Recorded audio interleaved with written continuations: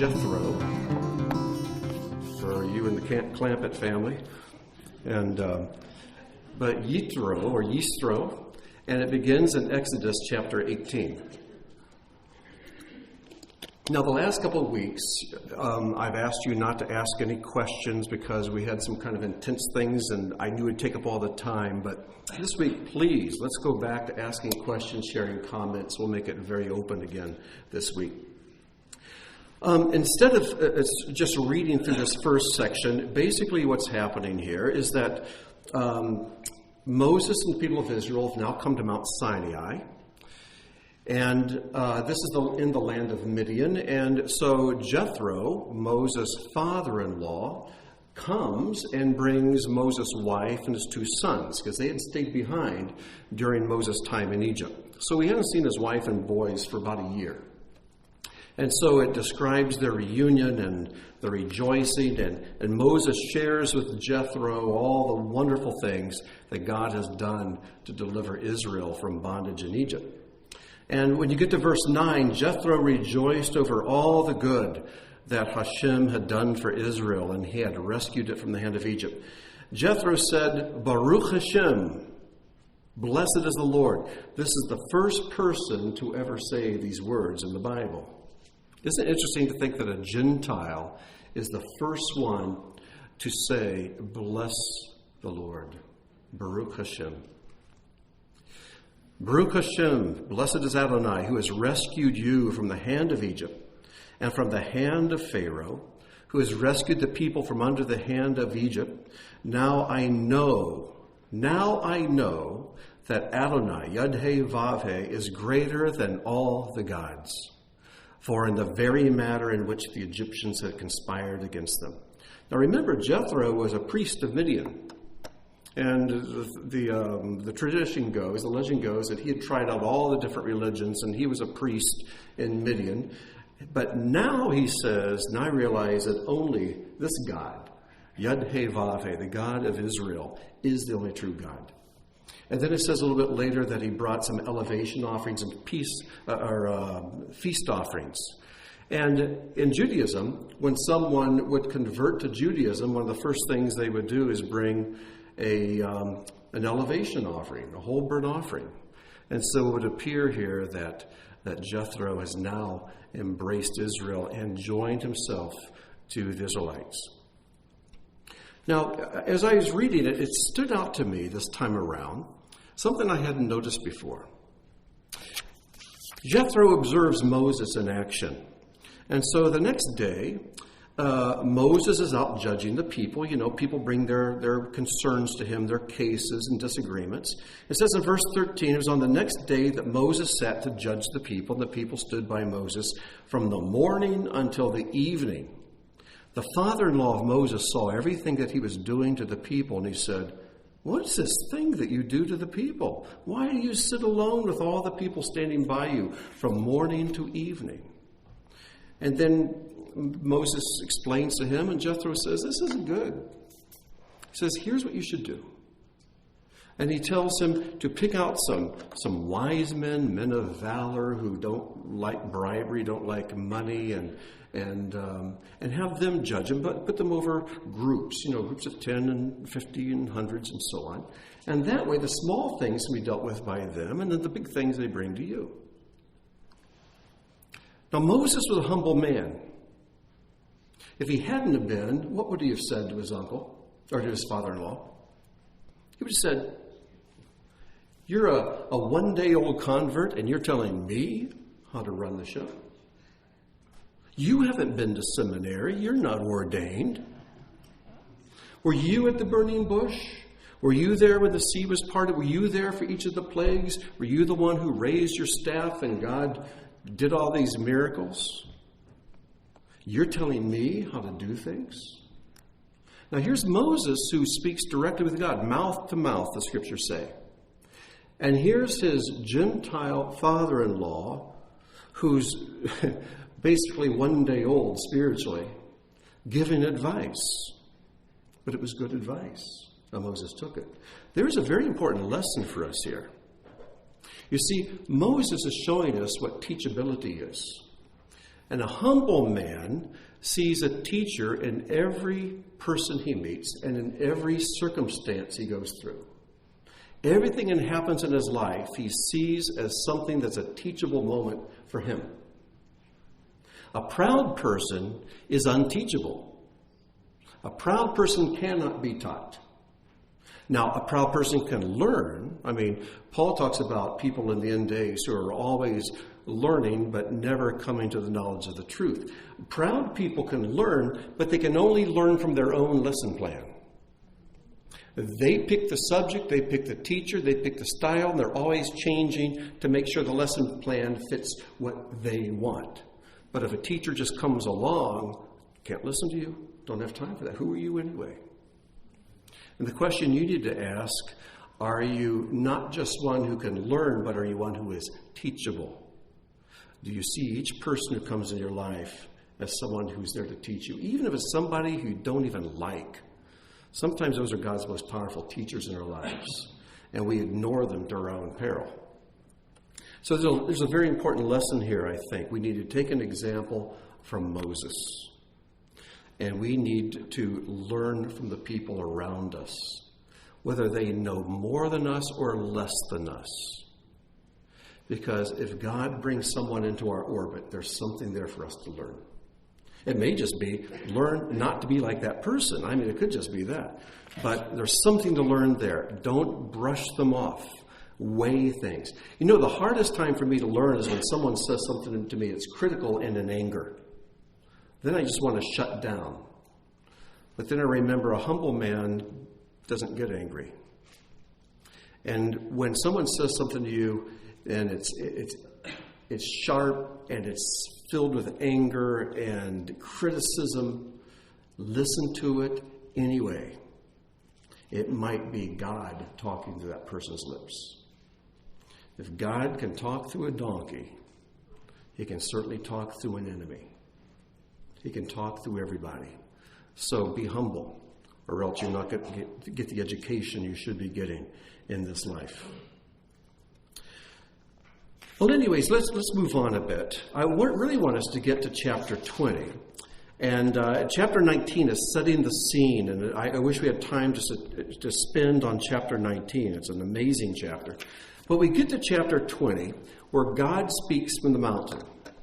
He's had them set barriers at the bottom of the mountain so the people don't come close. They touch the mountain, they'll die. If their flocks touch the mountain, they'll die. This is a holy place. And God came down on the mountain in thick darkness. Thick darkness. It said it was like the smoke of an oven. If you've seen smoke that comes off a real sooty oven, it's just real black smoke.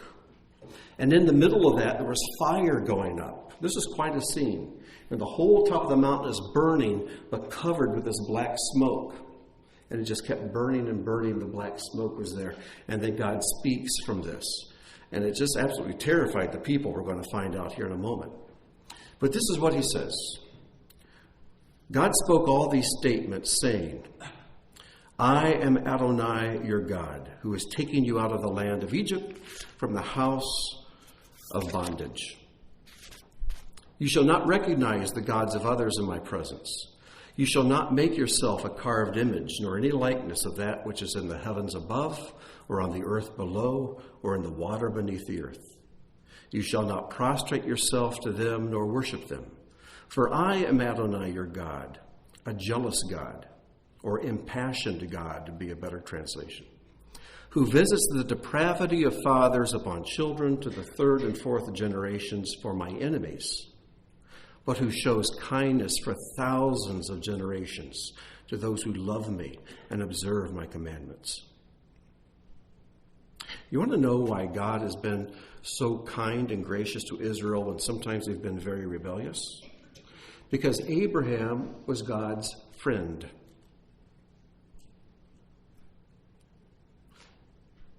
Got it? And he says he shows kindnesses for thousands of generations to those who love me and observe my commandments. Abraham was God's friend. He was faithful to God. And so God made a blood covenant with him. And God promised to protect his children throughout their generations. And sometimes Though they did not deserve it, they got grace because of Father Abraham.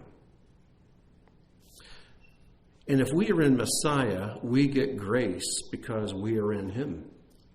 Grace we don't deserve. But God remembers those who love him, and he blesses their children and their children's children, and down and down and on and on. You say, that doesn't make sense. Well, that's our God. He's gracious beyond anything we can imagine. Verse 7, you shall not take the name of Adonai your God in vain, for Adonai will not absolve anyone who takes his name in vain.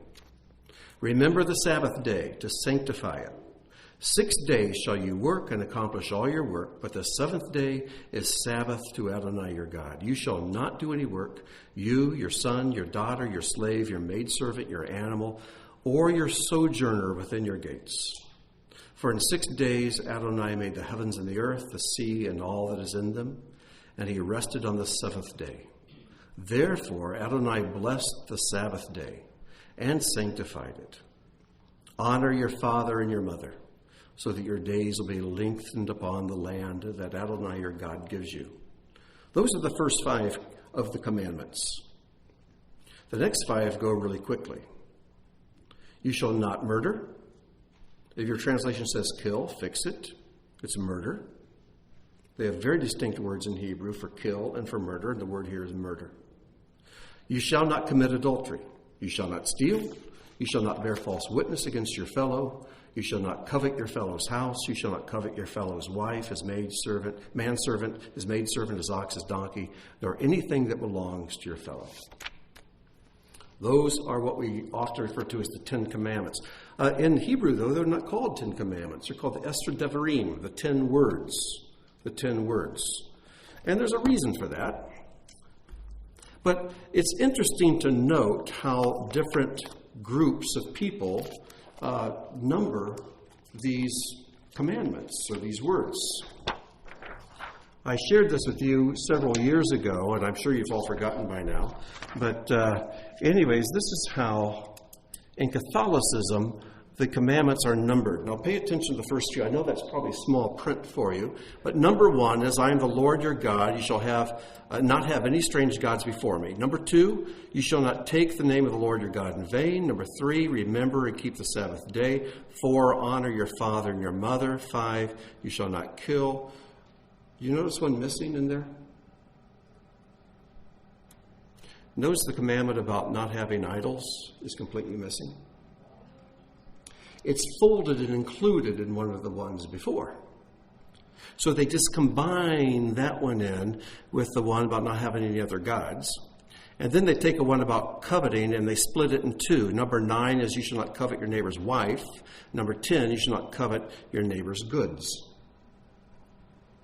So they number them this way because they don't want too many questions asked about why do we have all these statues around in here, right?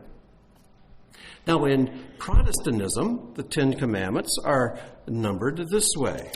Have no other gods before me is number 1. Make no images of anything in heaven, earth, or the sea, and do not worship or labor for them. Is 2. Number 3, do not vainly use the name of your God. 4, do not work on the seventh day.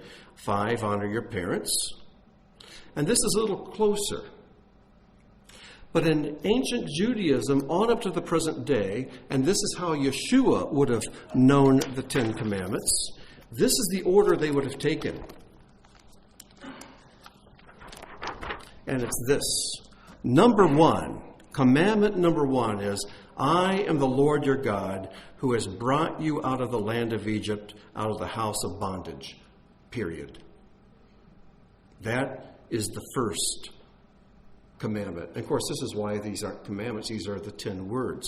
But that is number 1. In Judaism, from the day these were given until Yeshua came and spoke of them, until modern times, this is the first commandment. You're going to say this isn't a commandment. You're absolutely right. It is a statement of faith. It is a statement of who God is and what he has done. I am Yud-He Vav-He, your God. Anoki Adonai Lehechem. And then he shares the 2 things he's done. Who has brought you out of the land of Egypt and out of the house of bondage. And then it goes on. And the other 9 actually provide something for us to do, some commandments. Why is this number 1? Why did God see fit to make this number 1 when it's not actually a command? It's a statement. It's this. Obedience to God is based entirely upon your faith in him. And if you don't believe that the Lord is your God and that he has set you free from Egypt and from the house of bondage. Now, for you might say, well, we haven't been in Egypt. We've been in our own Egypt. The word Egypt means constriction, a strangling. And all of us were in bondage to sin at one time. Every single one of us. Our Egypt might not have been over on the Nile, but it was something as bad or worse. And it might have been spiritual. It might have been an addiction to something outside that was strangling the life out of us. And we were serving one we did not want to serve, but we did not know how to quit. So the first statement is a statement of faith. It's a statement of who God is. And you either believe it or you don't. If you do, then this is how you behave. Go on to number 2. But if you don't believe the first one, well, it's not going to make much sense not taking his name in vain or keeping the Sabbath day or not having other gods as well. You understand? You must, first of all, understand that the Lord is our God, and he's the only and the only one. There is no other. Now, you go on the internet and you can look at how different groups list the 10 Commandments, but I'm going to stick with the ancient one. I'm going to stick with the one that I know Yeshua stood by and has been standard in Judaism ever since. And before we come back to the commandments, I want us to look at something else. A little review here. When we look at the story of creation, there were 6 days where God created or restored the creation, however you want to look at it. And then on the 7th, he rested. And we've talked many times before how the first 3 days line up with the last 3 days. And the first 3 days, God divides. While he's creating, he's dividing. On the first day, he divides the light from the darkness. On the second day, he divides the waters above from the waters below. And then on the third day, he divides the dry land from the seas. Because what he's doing, he's taking chaos and bringing order. And the way you bring order into anything is by division. We always think division is bad. Well, some divisions are bad. But when you have a chaotic thing, division is good. When you have an orderly thing, division can be bad. This is why God hates the one who sows discord or division between brothers. Brothers are to be united. That's good. That's the way it's supposed to be. When they divide, that's bad. But when you have chaos, the only way to bring order is through division. I always use the example for some reason of cleaning the house, cleaning the bedroom, or in my case, cleaning my workshop.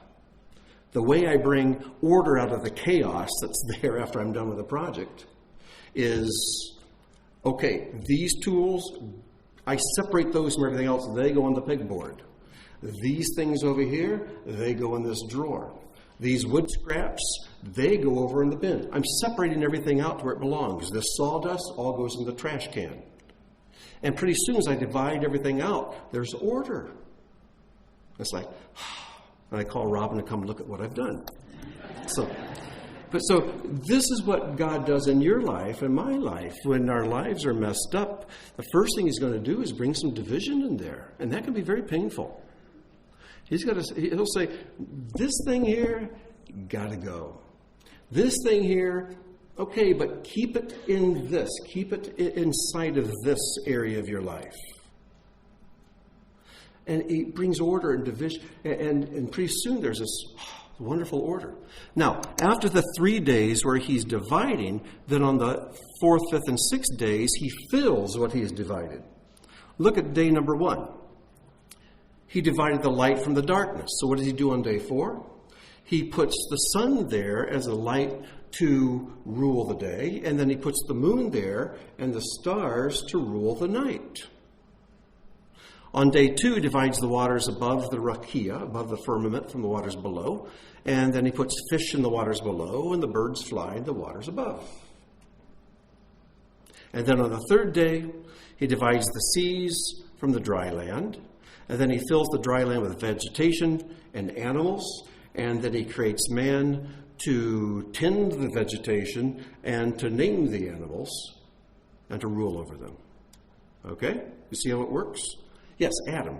I know we've covered in the past that the separation of waters from waters is not all good because it's protected.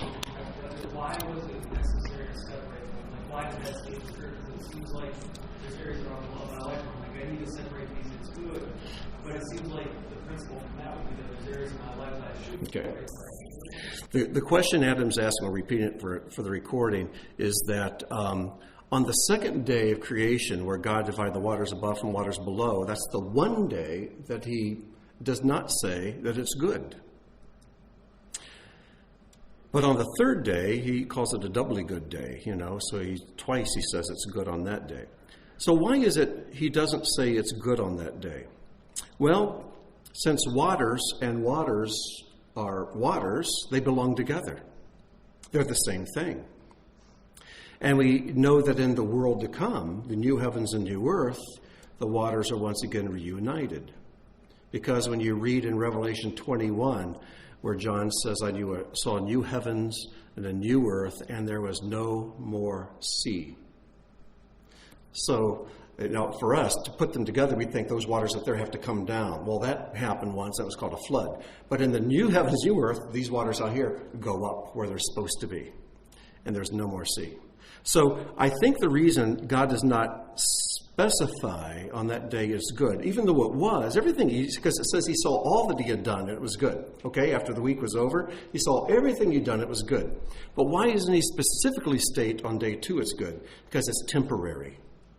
It was just temporary. And then when the new heavens and new earth are created and the waters are reunited above, that's going to be really good. That's going to be really good. Does that make sense? I'm sure it raises a lot more questions as well. And we're going to be completely off of our Torah portion. But go ahead. A step beyond that, we've got that's our foundation, but then the question is, why did he do that and what can we learn? Oh, then you have to go back to the Genesis teachings where we talked about that. But here's a little another thing to throw in the mix. Why was it important for Yeshua to walk on the waters? He did that. And it's directly related to what I was just sharing here. Okay? But another thing, too, I think we shared this a couple of weeks ago.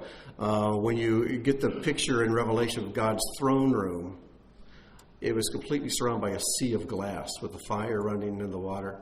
So again, waters are meant to be above, not below. For whatever reasons, that's where they're meant to be. Now, I bring this out because in creation, you see this menorah pattern where things in the first 3 align with things in the last 3.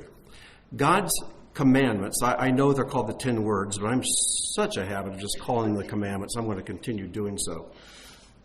They align themselves the same way, provided we number them correctly, as it always has been done in traditional Judaism. So the first 5 commandments, I am Adonai, your God, who took you out of the land of bondage, out of Egypt.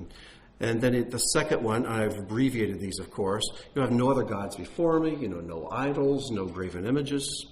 And then third, do not take the Lord's name in vain. Protect his name, keep it holy. 4, keep the Sabbath day, protect it, guard it, keep it holy. And the 5th, honor parents.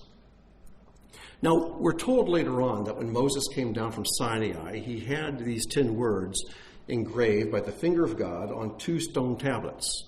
Now, some people have a theory that each tablet had the same information. All 10 were on this, and all 10 were on this.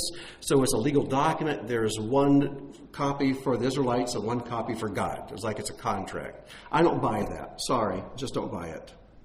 There were 2 copies. 1 copy on the 2 stone tablets that went in the ark. The other copy in the written Torah, which went beside the ark. That was accessible to the people. The people couldn't exactly look in the ark and read the copy of the Ten Commandments. But God did have a copy on stone in the ark. The other copy was written in the Torah scroll, and it was placed beside the ark, and it was copied, and copies were made available to the people to study. So there were 2 copies. But the 2 stones, I believe, and as it's taught in Jewish tradition, had 5 of the commandments on one stone, the other 5 on the other. And these first 5, which are the lengthy ones, have to do with our relationship with God. In fact, in each of these first 5 commandments, you'll see God's name, Yud, He, Vav, He, inside that commandment. So when you read them, you'll notice that his name is there. His name does not appear in numbers 6 through 10. And these first 5 themselves even make a menorah. The first commandment says, I am Adonai your God, who took you out of the land of Egypt, out of the house of bondage. And then number 5 says, honor your father and your mother, that your days may be long in the land. Notice how land is mentioned in both of those. In numbers 2 and 4, the heavens and the earth and the seas are mentioned in both of those. And then, right in the middle, the center, is that we guard his name. You shall not take the name of your Lord God in vain, because his name is who he actually is. It's an expression of his very character.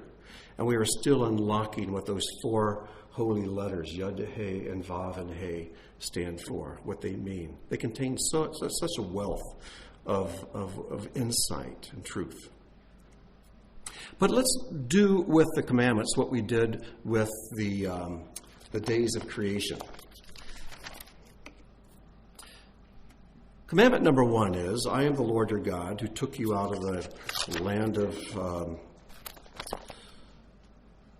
Egypt, out of the house of bondage. But number 6 is, do not murder. The first one states, I'm the Lord. This is who I am. This is what I've done. But then it says, do not murder. Because whenever you murder someone, you're destroying one who is made in the image of God. You might say, oh, I love God. But it tells us in the Greek scriptures that if you say you love your brother, or you love God, but then you hate your brother, you're a liar.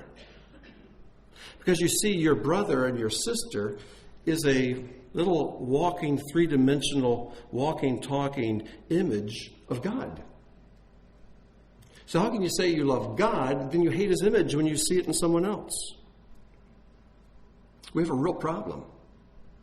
Either you don't really understand who your brother and sister is, or you don't understand who God is. Now, I understand that we are very flawed images of our God, but we are images nonetheless. And let's say you found an image of your husband, your wife, or someone you love. Maybe some of you don't love your husband or wife, all right? But we're going to someone you really love. Let me back up, all right? Erase the tape, back up. Someone you really, really love. In my case, it'd be my wife.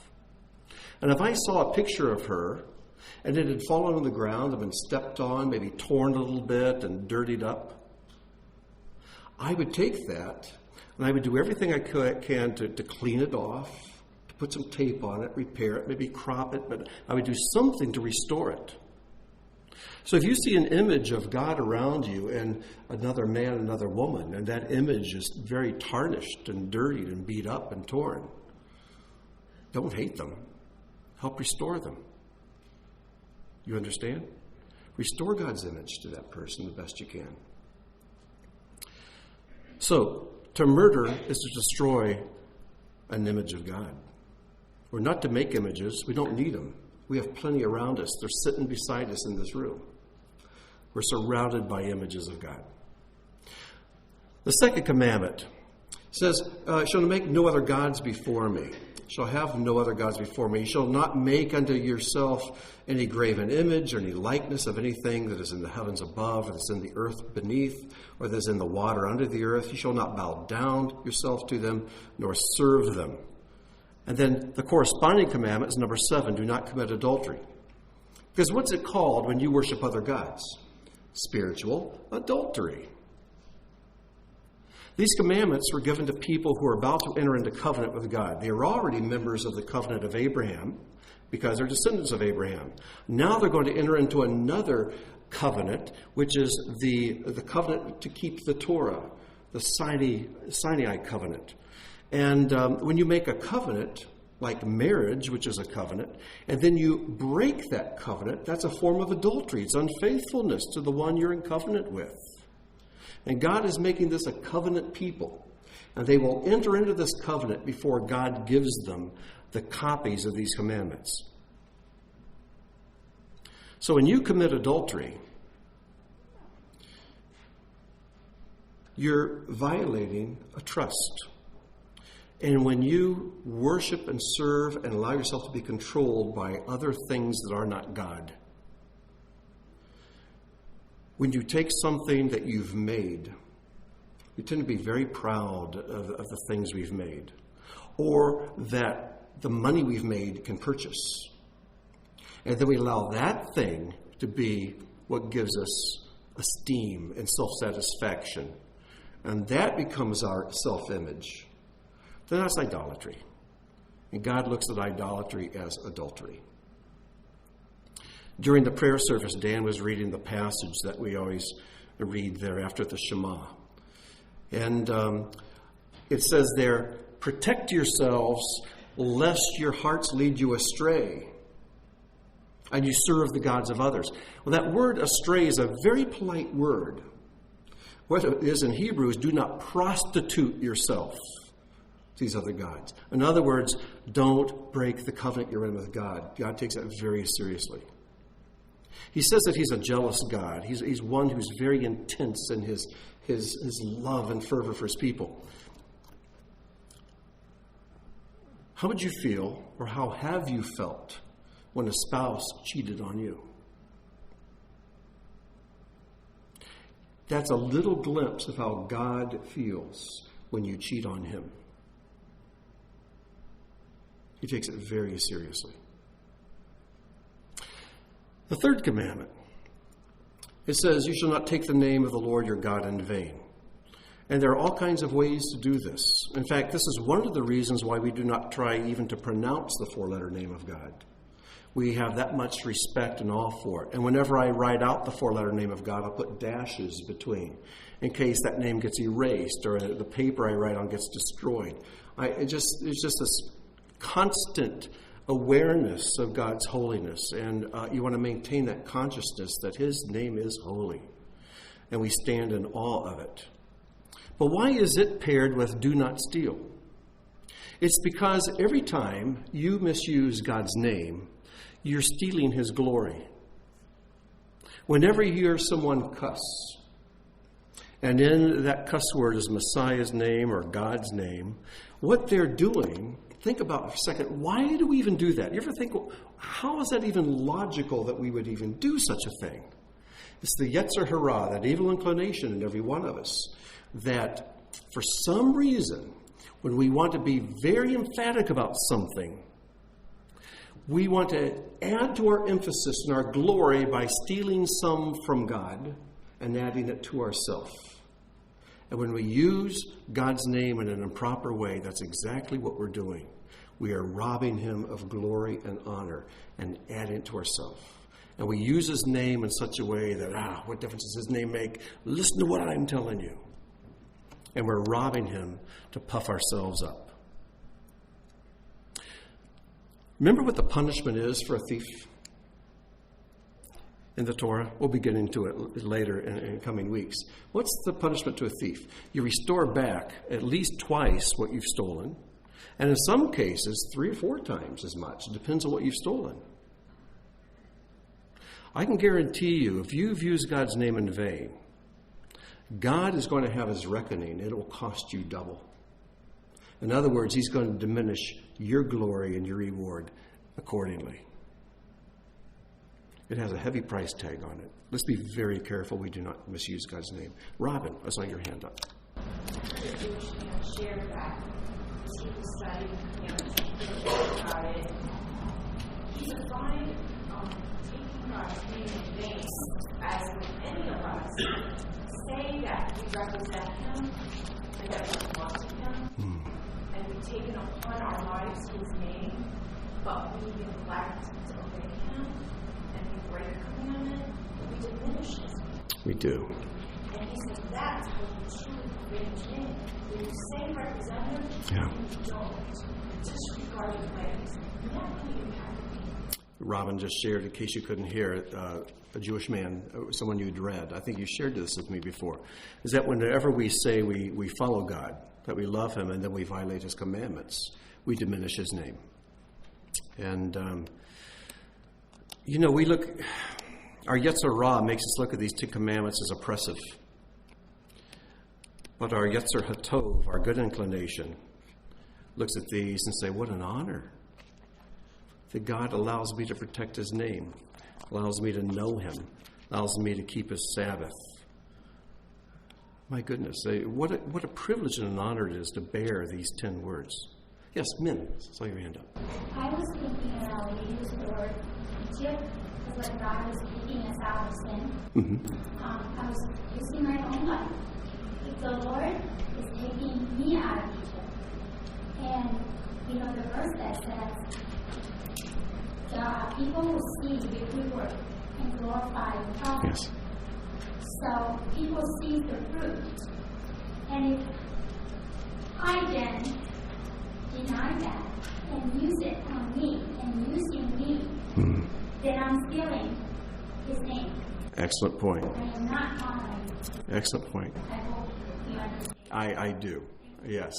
What stood out to me is when you quoted the verse in Matthew that we're to allow our light to so shine among men that they see our good works and glorify our Father in heaven.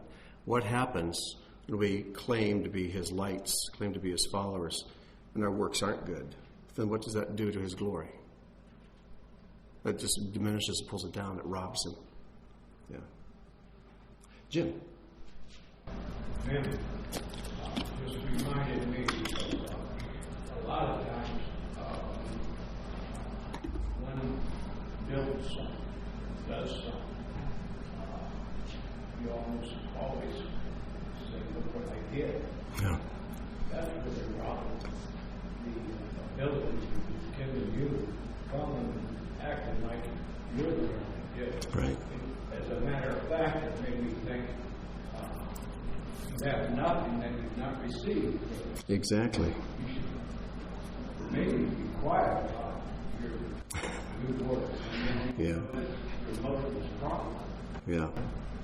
Well, what you're sharing, Jim, reminds me of how Messiah says, you're not your own. You've been bought with a price. You don't even belong to you. We should quit claiming rights to ourselves, lay down our rights to ourselves. And a week or two ago, I was talking with someone, and I forget who it was. It might have been one of you, but I was giving advice. I said, don't take yourself so personally. And they said, you mean don't take myself so seriously? I said, well, that too, but don't take yourself so personally. Don't get so personal about yourself. You don't belong to you anyway. I always use the example, if I've got a stain on my sweater, which just happens often, but if I have a stain, someone says, oh, you've got a stain in your sweater. I don't get huffy and upset and like, who do you think you are? Okay? Because it's just a sweater. It's not me. It's just a garment, and I can wash it. I can replace it. But when someone says, you have a stain on your soul, then I'm going to get real personal about it. Well, it's not my soul. It's not mine. I was bought with a price. I don't belong to me. Can we be as impersonal about the things people point out in our lives as we are about the errors that might be in our clothing or whatever? You understand? We're not our own. We just get used to that. We wouldn't be robbing God of His glory so much. Well, anyways, number 4, keep the Sabbath. And then the corresponding commandment is 9, do not bear false witness. Do you understand that the Sabbath day is our witness to the world, that we don't depend on the world? That keeping the Sabbath day is like our wedding ring. It's our witness that I belong to the lover of my soul. I belong to the bridegroom. I belong to my Creator, and I depend on Him for my sustenance. He's the one that provides for me. I don't provide for myself. But when you say you trust in God, and then you work 7 days a week as if God doesn't care about you, what kind of witness is that? You know, when people ask me questions about this Torah lifestyle, they'll ask questions about kosher eating. I talk about that, and they're all interested in that. Someone says, you know what, I've been thinking about doing that myself. And they may ask about the holy days. We'll talk about Yom Kippur and Passover, and, oh, that sounds great. I'd like to be a part of a Passover Seder. And we'll talk about prayer, the richness of the prayers. Oh, that sounds fascinating. Where can I get a prayer book? I'd love to read it and use those. And then I talk about the Sabbath. They say, oh, I can't do that. It comes to this one. Number 4 on God's top 10 list. Can't do that. In other words, I'm willing to sample what God has and explore it and do this and that, but when it requires me to take 1 day a week and set it aside and not serve myself, forget that. In other words, they don't really believe that God can take care of them. But I tell you what, when you don't work that day of the week, when you take that day of the week and set it aside, it draws attention more than anything else you'll ever do. And people just can't believe. They'll doubt your sanity. You can afford to take a whole day off? You don't even do housework? You don't do shopping? No. I give that day totally to Him. But I tell you one thing. Robin and I have discovered, and many of you have shared as well as you've grown into keeping the Sabbath, God provides for you in ways and blesses the other 6 days of the week in ways that you just can't imagine. It seems like all the things that used to go wrong all the time just don't go wrong so much. And when something does go wrong, all of a sudden I'm alerted, something went wrong here. This must be an opportunity. This must be something God is doing. Because normally things don't go wrong. So if it did, God's getting my attention. There's something He wants to do. And you always find out there's something very special about that thing that kind of went unplanned during your week. I tell you what, if you seek the kingdom of God and His righteousness, do that first and foremost. That includes keeping His Sabbath. He'll add all these things to you. Now, on the other hand, you just don't want to sit on your rear 7 days a week. Well, I tell you what, if 1 day a week is good, I'm going to sit back all 7. No. God's blessing requires a channel. Just like getting the manna required a basket. You have to weave the basket to catch the blessing. And so, though your fullness in life and all the blessings of God do not depend upon your work is a channel through which the blessings can come. But the blessings are Him. Just like Jim was saying, it's not what we do. It's what He does. But we create that net. We create that basket. We create that opportunity for Him to bring blessings. We're commanded to work anyway. It's just good for us. But it's not for the sake of our security. Our security is not found in a paycheck. Our security is found in Him and only in Him. Now, the last pair, honor parents and do not covet, don't seem to go together as well. Well, let's analyze coveting for a second. Oh, yes, Adam, I can see your hand up. Go ahead. Sure. I was always surprised, kind of perspective of the word of the Sabbath is given to man. And that idea of like, oh, good, I'm going to change. Yeah. I've never gotten a sweater from my grandma. I thought, this is perfect. I'm just going to change it a pair of pants real quick. Yeah. Everything out. Right. So. Yeah, you bring up a great point. Messiah says that the Sabbath was made for man. Man was not made for the Sabbath. And so we tend to think, oh, the Sabbath is made for me. If I can do with what I want, I don't want anything to do with it. Well, guess what? It's not a Sabbath anymore. And Messiah refers to Himself as the Lord of the Sabbath. But if you're not keeping the Sabbath, He's the Lord of nothing because you're not doing it. You want to experience His Lordship in your life? Keep the Sabbath. He's the Lord of that. And as you keep the Sabbath and are faithful to it, then you begin to experience His Lordship and His presence in your life in ways that you never expected. You know, I'll tell you what. You know why the Sabbath day is so ignorable? Because the Sabbath day is nothing. It's a day of doing nothing. Everything else is doing something, but this is doing nothing. And we don't put much of a value on nothing. Do nothing? Protect it? I mean, you get together, you pray, you study, but as far as work and production, you don't do that. So Sabbath is like a nothing. But you see, that's the power of it, because smallness and anonymity is the secret of spiritual power. And remember that when God spoke, once the tabernacle was built, he didn't speak from the courtyard. He didn't speak from the holy place. He didn't even speak from the Holy of Holies. He didn't even speak from the ark. He spoke from that empty place, but below the wings of the cherubim and above the seat, there was this framed space of nothing. And he says, that's where I'll speak to you from. He doesn't speak to us from something, but from no thing. Do you follow that? The Sabbath is a powerful and amazing object lesson in how our God speaks from nothing into the world and into our lives. So can we create a vacated space one day a week to be still, to clear it of everything, and fill it with no things so God can speak to us as well? Dan. Discovering the Sabbath as all of the Sabbaths. Why did it work so nice? Because on the Sabbath we do nothing, and for our salvation we do nothing. Good point. It is our Sabbath. That's a great point. You know, since we're on this, is it as hot down there as it is up here? All right, I'm going to turn this overhead off. Okay, we'll all come in tank tops next week, won't we? Go back to Exodus chapter 16 for a moment. Exodus 16. I want you to read an amazing passage here. The people are going through the wilderness. They're on their way to Sinai. They start whining because they're hungry. And so God tells Moses that he's going to send bread. Chapter 16, verse 4. Adonai said to Moses, "Behold, I shall rain down for you bread from heaven." Does that sound familiar? You heard that phrase before? Bread from heaven. Who's the one who called himself the bread from heaven? Yeshua. John chapter 6.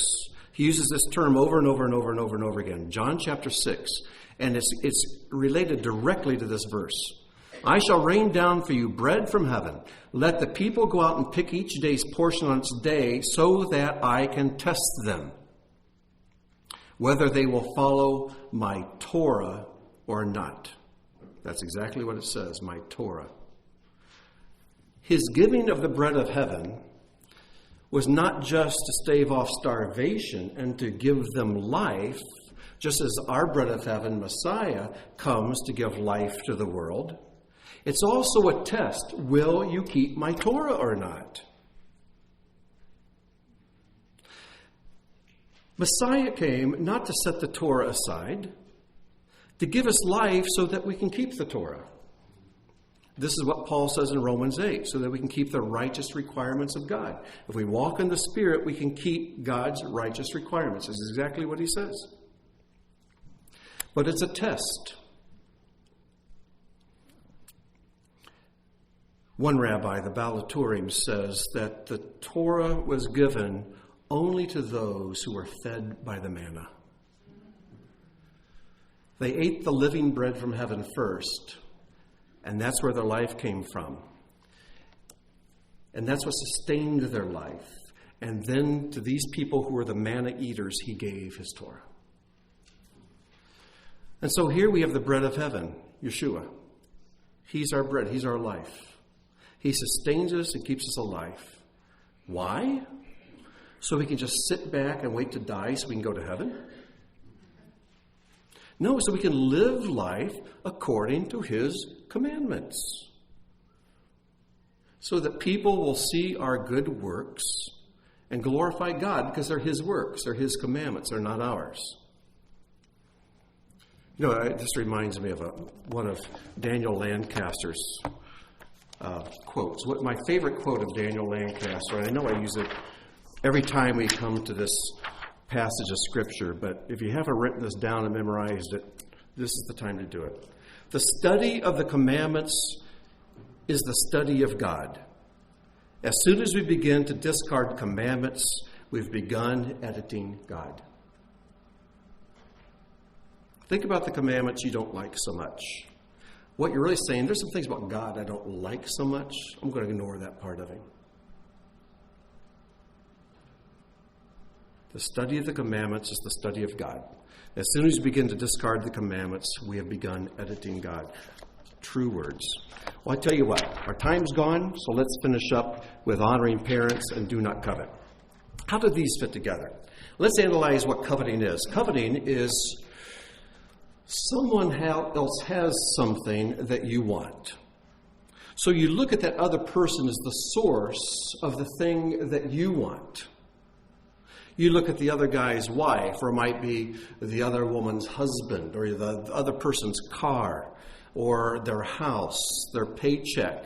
They say, they have it, I want it from them. They're the source, and I want it. Doesn't mean you go and get it. That's theft. You've gone back up to number 8. No, this is just wanting something that's not yours. So God's corrective for that is to honor your parents, to realize, I have a source. I have a source. And instead of looking at other things and saying, I want those for me, remember that you come from somewhere else. You have a beginning. And I assigned your mom and dad to you. I assigned the place where you were born and the time in which you were born. And I didn't have you born to these people at this time, this place, so you can covet things that belong to others. That's their life. That's my blessing in their life. Go back to your source. You honor your source. You do that. Look behind you at those who came before. You honor them.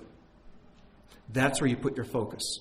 Don't worry about so much getting from someone else things that you don't deserve, but instead giving to those who do deserve.